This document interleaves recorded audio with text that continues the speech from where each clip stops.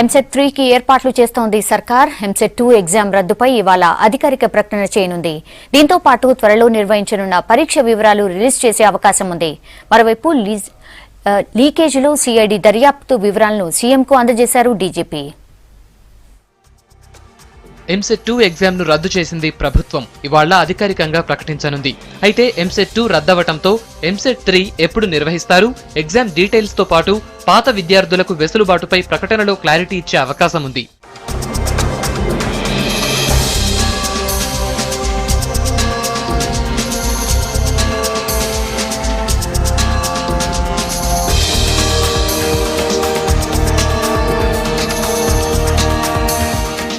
మరోవైపు ఎంసెట్ 2 దర్యాప్తును మరింత స్పీడప్ చేసింది సర్కార్. అరెస్ట్ అయిన 6గురితో పాటు స్కామ్ లో ఇంకా ఎంతమంది ఉన్నారనే దానిపై దర్యాప్తు చేస్తోంది. సిఐడిలోని టెక్నికల్ వింగ్ తో పాటు మొత్తం 6 ప్రత్యేక బృందాలు రంగంలోకి దిగాయి.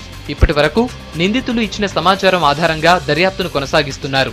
మరోవైపు అరెస్ట్ అయిన 6గురికి గతంలో ఇతర పరీక్షా ప్రశ్న పత్రాల లీకేజీలతో సంబంధం ఉన్నట్లు దర్యాప్తులో తేలినట్లు తెలుస్తోంది.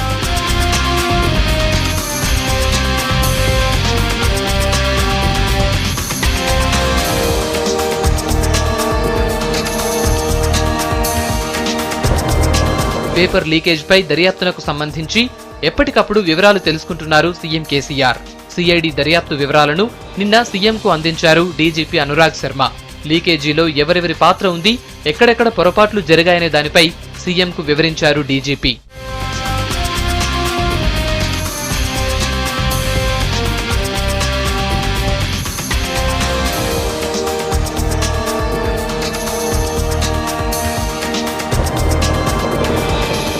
మరోవైపు పేపర్ ప్రింటింగ్ వివరాలు ఎలా తెలిసాయి, లీకేజ్ గ్యాంగ్ ఎలా తెలుసుకోగలిగింది, లీకేజ్ లో ప్రధాన పాత్రధారులెవరు, పేపర్ లీకేజీతో ఎంతమంది విద్యార్థులు లబ్ధి పొందారు, వారి వివరాలేంటి వంటి అంశాలపై దర్యాప్తును ముమ్మరం చేసింది సిఐడి.